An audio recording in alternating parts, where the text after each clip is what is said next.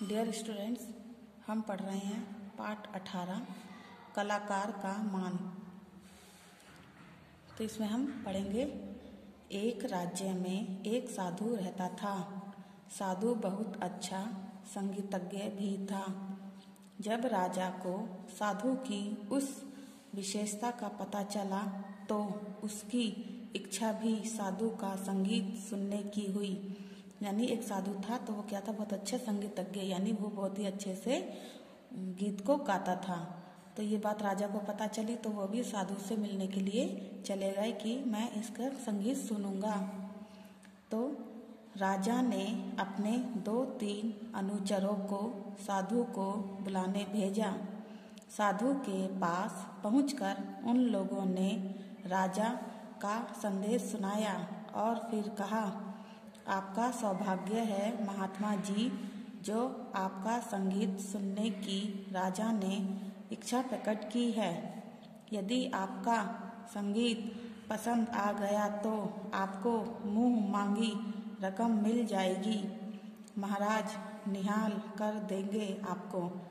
तो राजा ने क्या करा, 2-3 अनुचरों को साधु के पास भेजा और कहा कि जाओ उसको बुला कर लाओ। तो जो अनुचर थे उन्होंने बोला कि आपको राजा ने बुलाया है, आप बहुत ही भाग्यशाली हो। अगर आपका संगीत पसंद आ जाएगा तो आपको जो मुंह मांगोगे वही आपको मिल जाएगा, यानी वो आपको हर चीज से खुश कर देंगे। उन लोगों की बातें सुनकर साधु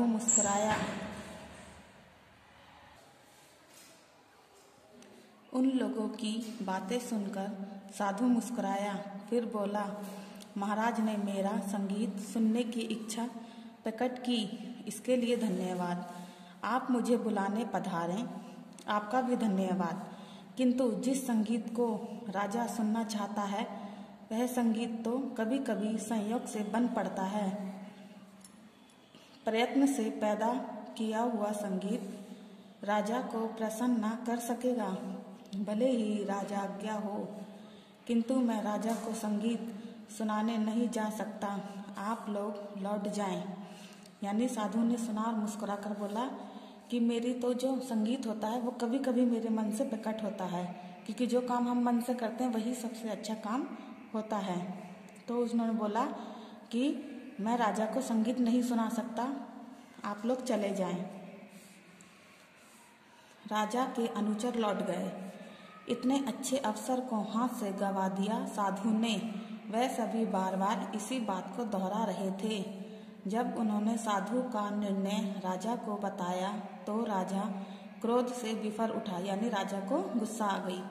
उसकी यह मजाल, मैं कल ही 2 सैनिक भेजूंगा जो उसकी मुश्कें बांधकर ले आएंगे, यानी उसके हाथ वगैरह बांधकर उसको बांधकर ले आएंगे। मंत्री विद्वान था। उसने राजा को शांत करते हुए कहा, महाराज आप क्रोधित ना हो, अपराध क्षमा हो।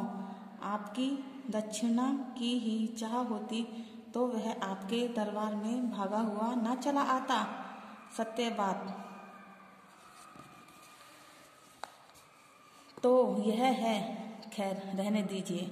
तो जो मंत्री था वो समझदार था, तो उसने बोला कि राजा अगर उसको आपकी दान दक्षिणा या उसको कुछ सोना चांदी का लालच होता तो वो आपके पास दौड़ा चला आता, किंतु उसने ऐसा नहीं किया। राजा का क्रोध शांत हो चुका था, अतः उसने नम्र वाणी में मंत्री से कहा, नहीं नहीं मंत्री जी, आप पूरी बात कहिए। तो राजा था जो शांत हो गया और उसने मंत्री से कहा कि आप अपनी बात पूरी बताएं। तो सुनिए महाराज, सत्य बात तो यह है कि इस समय वह साधु आपकी संपत्ति का भिखारी नहीं, बल्कि आप उसके संगीत के भिखारी हैं। याचक आप हैं, याचक माने आप मांग रहे हैं और दाता साधु, यानी साधु दे रहा है। आपको यदि संगीत सुनना ही है तो आपको साधु के पास पहुंचना होगा। तो ये बात सही है कि अगर हमें किसी से कोई चीज़ लेनी होती है तो हमें उसके पास जाना होता है। तो ये वही बोला है कि आप याचक हैं, यानी आपको साधु का संगीत सुनना है तो आपको उसके पास जाना पड़ेगा। मंत्री जी ने ज्यों ही अपना कथन समाप्त किया त्यों ही दरबार का संगीतज्ञ आ पहुंचा। राजा ने अपने संगीतज्ञ को भी साधु वाली बात बताई। उस संगीतज्ञ ने कहा, महाराज, वह साधु तो सचमुच स्वर्ग का गंधर्व है। शायद किसी देव श्राप से श्रापित होकर इस पृथ्वी पर आ पहुंचा है। तो वो क्या संगीतज्ञ था जो दरबार में, वो भी कहता है कि हाँ, साधु तो सच में जैसे स्वर्ग के लोग गाते हैं उस तरीके की सुरीली आवाज़ है, किंतु कहीं से उसको कोई श्राप मिल चुका, इसलिए वो इस पृथ्वी पर आ गया है। वो तो स्वर्ग में रहने योग्य है। हाँ हाँ, क्या जादू है उसकी उंगलियों में। जो ही वीणा के तारों पर उंगलियां फिरती हैं कि वीणा अमृत बरसाने लगती हैं। उसने सत्य ही कहा है महाराज कि सच्चा संगीत पैदा किया नहीं जाता, वह संयोग से स्वयं जीवंत हो उठता है। यानी वो कह रहा है कि उन्होंने सत्य ही कहा था कि मैं इस तरीके से नहीं गा सकता, वो तो मेरे मन में कभी कभी उत्पन्न होता है तो मैं गाता हूँ।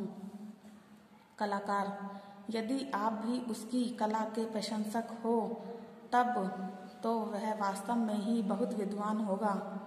यह बात सुनकर तो आपने हमें विवश कर दिया है कि उसके पास चलकर ही उसके संगीत का आनंद लिया जाए।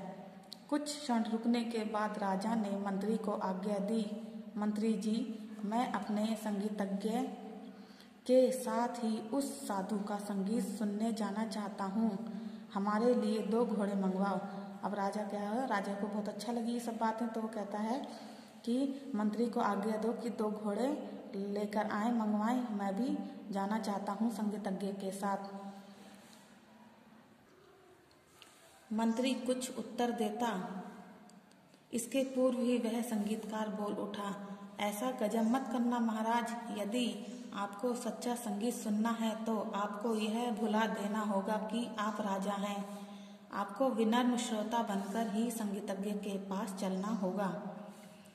तो क्या पैदल ही? राजा ने प्रश्न किया। तो क्या पैदल जाना पड़ेगा? ना केवल पैदल ही बल्कि इस राजसी वस्त्रों को भी उतार देना। यदि आपने राजा बनकर संगीत सुना तो वह संगीत विशेष संगीत ना बन पाएगा। वह संगीत तो फिर वही संगीत रह जाएगा जो हम नित्य आपको सुनाते हैं। कलाकार की शर्त बड़ी अजीब थी, किंतु राजा तो संगीत सुनने के लिए बेचैन था। उसने तुरंत अपनी राजसी पोशाक उतारकर मामूली कपड़े पहन लिए और उस संगीतज्ञ के साथ चल पड़ा। साधु की झोपड़ी पर पहुँचते पहुँचते उन्हें रात हो गई। पूर्णमासी की रात थी, कार्तिक का महीना।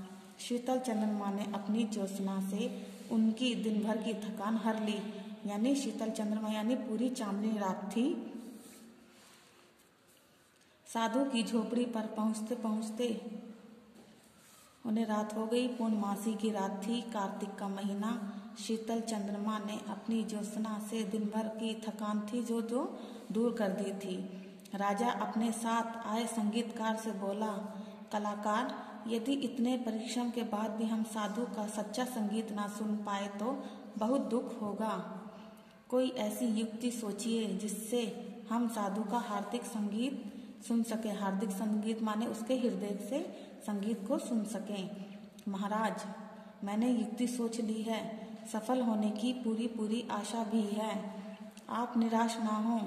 यूँ कहकर हम उस संगीतज्ञ ने राजा को झोपड़ी के बाहर बने चबूतरे पर बिठा दिया और स्वयं भी उसके समीप ही बैठकर उसकी वीणा के तार मिलाने लगा और जानकर भी गलत ढंग से राग अलापना शुरू कर दिया।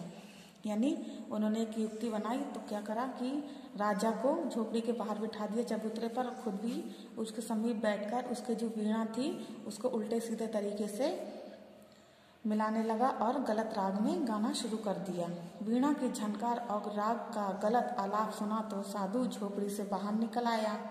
उसने वीणा को अपने हाथ में लिया और संगीतकार को राग निकालने का सही तरकीब बताने लगा, यानी उसको संगीत सिखाने लग गए। महाराज, इस राग को आप ही गावें तो आपकी बड़ी कृपा हो, संगीतज्ञ ने साधु से निवेदन किया। साधु ने सहर्ष गाना शुरू कर दिया। तो क्या करा, साधु ने गाना शुरू कर दिया। गायक और श्रोता सब आनंद में डूबकर आत्मविभोर हो गए, यानी उन्हें बहुत ही अच्छा लगा। उन्हें यह भी पता न चला कि चंद्रमा सूरज के रूप में बदल चुका है। यानी वो इतने आनंद विभोर हो गए थे कि उन्हें पूरी रात किस तरीके से निकल गई तो उन्हें पता ही नहीं चला। जब वे आनंद के संसार से निकलकर वास्तविक दुनिया में लौटे तो पता चला कि रात जा चुकी है। साधु को अपने दैनिक कृत्य करने थे। उसने वीणा संगीतकार को लौटाते हुए कहा, सचमुच आनंद आ गया आज तो। हाँ महाराज, सचमुच आनंद आ गया। क्या बोल रहे हैं? हाँ महाराज, सचमुच आनंद आ गया। तो वो बोलते हैं आपस में। राजा को अपने सामने देखा तो साधु कुछ सकपकाया। तभी राजा के साथी संगीतज्ञ ने सारी कहानी साधु को सुना दी। महाराज, आपके पास बिताए इन आनंददायक क्षणों की तुलना में मेरा सारा राज्य भी तुच्छ है। अब राजा क्या कहते हैं कि महाराज, आपके साथ जो क्षण बिताए हैं वो तो मेरे राज्य से भी तुच्छ है। यानी मेरा राज्य है वो अच्छा नहीं लगता। मेरे को तो ऐसा लग रहा है कि मैं आपके इस आनंदमय क्षणों में ही अपनी जीवन व्यतीत करूं। मेरा अहंकार गल गया है। यूं कहते ही राजा की आंखें भर आईं और अनमोल मोती साधु के पैरों पर लुढ़क पड़े। यानी अनमोल मोती यानी राजा की आंखें भर आई थी तो जो आंसू थे वो साधु के पैरों पर गिर गए या लुढ़क गए उसकी आंखों से छलक कर।